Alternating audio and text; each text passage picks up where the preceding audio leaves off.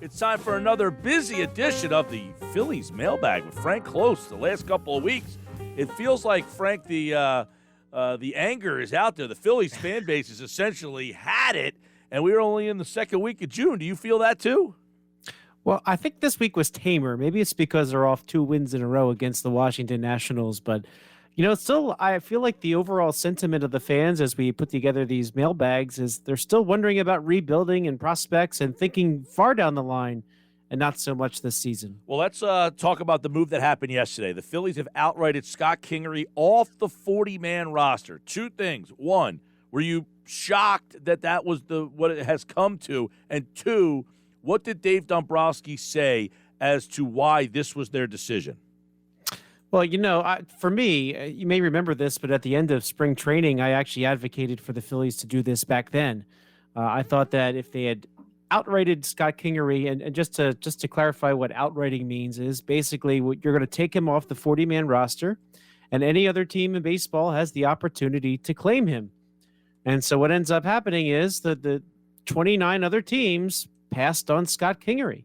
And you might say, well, what would be the incentive for him to be claimed? Well, the Phillies owe him a lot of money. It's over $17 million. And I thought that if they had tried it at the end of spring training, there would have been an outside shot that somebody rolled the dice and claimed Scott Kingery. So the fact that it happened now was not of any surprise to me. I mean, let's face it, combined between AAA and the majors, he was striking out more than half of the time. And a small sample size, maybe 39 at bats combined at the two levels, but he was clearly not going to give the Phillies anything anytime soon. And the fact that he was on the major league roster was due to the fact that he was on the 40-man roster. And if you get him off of that, then you can try to do some other things. So having Scott Kingery off your roster allows him to go to the minor leagues. And as Dave Dombrowski said, he's there to basically learn how to hit again. They seem to say, oh, yeah, his defense is fine. But he wasn't hitting there either. So maybe it was the pressure of coming up. But I think right now the message sent is he's got to go a long way before he can be back on the major league roster. And by taking him off the 40, there's no temptation to call him up every time there's an injury. And there's certainly been a lot of those. Does this mean at this point that he cleared waivers? Can anybody just sign him now? No, he's cleared waivers, but the Phillies assigned him to AAA. Okay, so he is through waivers. He's still in the Phillies organization for the people out there. Just because he's off the 40-man doesn't mean he's not still in the organization. Right. So the Phillies have him under their control, and it might have been different if he wasn't due almost $18 million. But the fact that he's making all that money, no team out there wanted to roll the dice. So the Phillies paid an incredible premium to have him for 6 years at $24 million, even though he hadn't played above AA. Well, at the very least, for that money, they get to keep the rights to Scott Kingery right now. All right, let's get to this mailbag and get to some of these questions. Dave wants to know, does management truly believe that when healthy, this team can contend? I think there was a real market difference from Bryce Harper's return on Saturday and Sunday as well. Now, they weren't wonderful games, but when you add Bryce Harper back to the lineup, then all of a sudden you don't have Brad Miller in right field, right? We saw over the last few weeks that Brad Miller is not perhaps the best outfielder there is. And then when you don't have him starting in right field, well, then now you have Brad Miller to give Gene Segura a day off. Then you have Brad Miller to give Alec Boehm a day off. Then you have Brad Miller to give Andrew McCutchen a day off, right? So the trickle-down effect for each of these injuries is generally substantial, right? And the Phillies were even at the point where they had to put Scott Kingery in the outfield, and that's when he got the concussion, as you saw a few weeks ago. So having your healthy players, this team is so much better. I mean, even just adding Bryce Harper to a couple of games, not that he himself lit the entire world on fire with tons of home runs and stuff like that, but people start to get into their own roles. And when you get Didi Gregorius back, your shortstop's position is going to be a little better off, right? So the trickle-down effect is very, very big. And I think that the Phillies, at the very least, they want to see everybody get healthy to see what's going on, right? Any day of the week, right? JT Realmuto in your lineup is better than Andrew Knapp and Rafael Marchand, right? When Gene Segura is not out there, they got some good play out of Nick Maton. But of course, he kind of scuffled 0 for 20 stretch there before they finally sent him down yesterday. But you're missing the best hitter in your lineup. He was the most popular guy 3 weeks ago. Yeah, he was.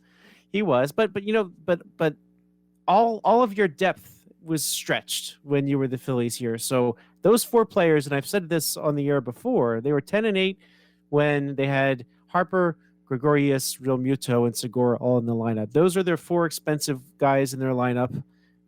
When they're there, they're a very, very different team.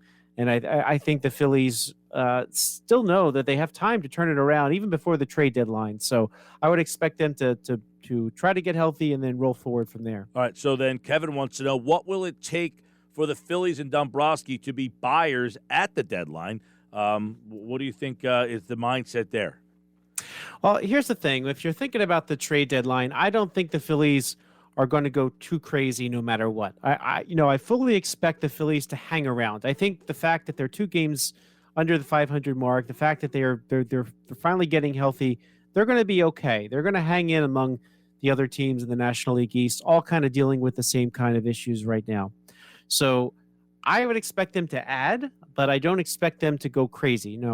If you read the question a little bit further, he's talking about what prospects to trade. I don't think the Phillies are going to give up a lot in terms of prospects. I think they're going to try to get perhaps some marginal upgrades, perhaps from the bench. 2 spots really come to mind for me. Having a left-handed hitting outfielder to basically be what Matt Joyce has kind of failed to be, which is somebody that could spell Andrew McCutchen in left and have a bat from the left side to supplement McCutchen, who, by the way, his numbers are kind of showing he might be ready for a major league platoon situation. So you need that. And then I also think it'd be wise to get somebody who could play the infield with solid defense. Now, one name I brought up was former Philly Freddie Galvis. He's on a very reasonable $1.5 million salary down in Baltimore. I don't think it costs you a lot to trade for somebody like him. But as Phillies fans are certainly familiar with Freddie Galvis. I don't expect him to come up here and be a starter if they trade for somebody like him. But wouldn't it be nice to have somebody to throw at third base in the late innings as a defensive replacement?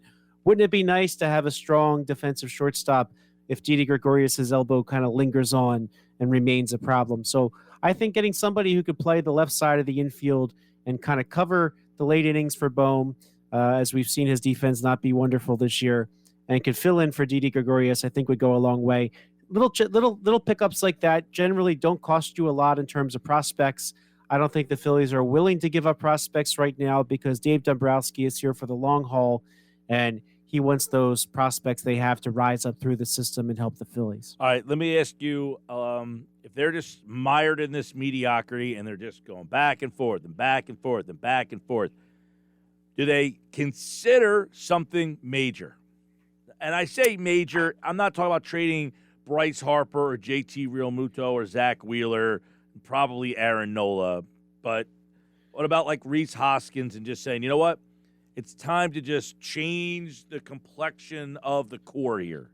See, as far as I'm concerned, those types of change the complexion type moves, they're going to be the ones that happen off season, right? You don't really sort of rewrite your major league roster at the trade deadline. Now, there have been times in history where teams have done so because the opportunity was there in front of them and they've done it.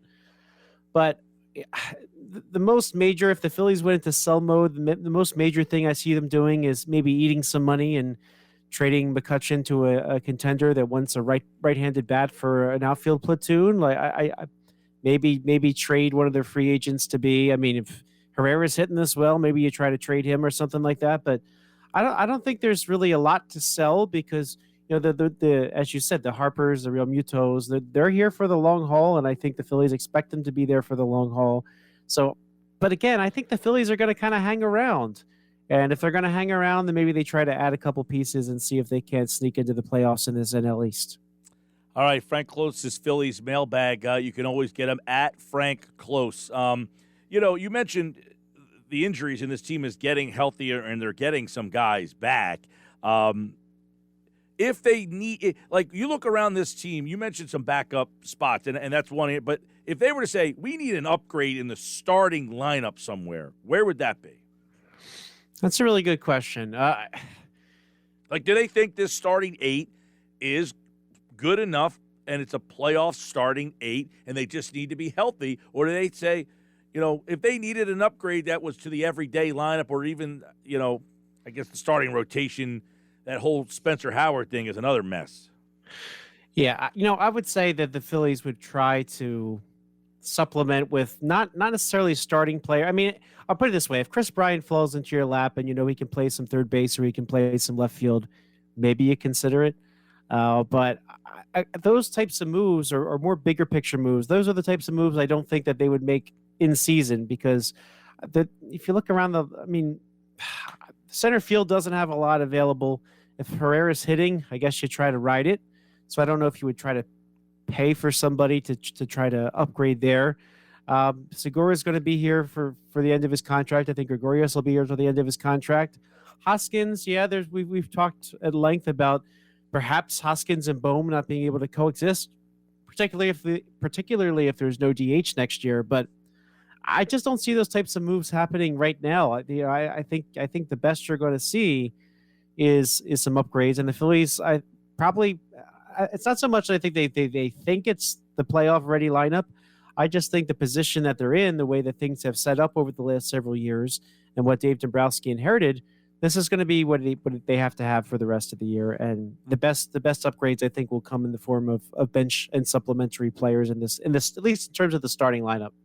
Frank Klose's Phillies Mailbag premieres every Tuesday here on the Sports Bash, and you can read it in full at 97.3 ESPN.com. And Frank, like all guests, appeared via the Boardwalk Honda hotline. All right, Frank, Phillies and Braves, big series this week, by the way. Should be, and I think the Phillies need a win tonight against Drew Smyly, who has an ERA almost of 6. I think it's very important they take this first game so they're better set up for the rest of this series. Hey, what do you think, real quick, I got about 40 seconds, about this whole spin rate, and people are saying, oh, look at Trevor Bauer, all of a sudden he's not as good. Well, we do know that the Major League Baseball bought Rawlings, who makes the baseballs, and they bought it so they could control what the baseball does. I think that's something worth looking into. I don't know what happened this year. I don't know what they'll admit to if something happens. But I think there's a little smoke there. We'll see if there's any fire behind it. That's an interesting story. All of a sudden, if these pitchers all of a sudden are like, hey, all of a sudden this guy's mediocre, or going back to the Trevor Bauer that he was before that he won Cy Young awards, that would be a very interesting thing. All right, Frank, good stuff, man. Well, have a good one, Mike.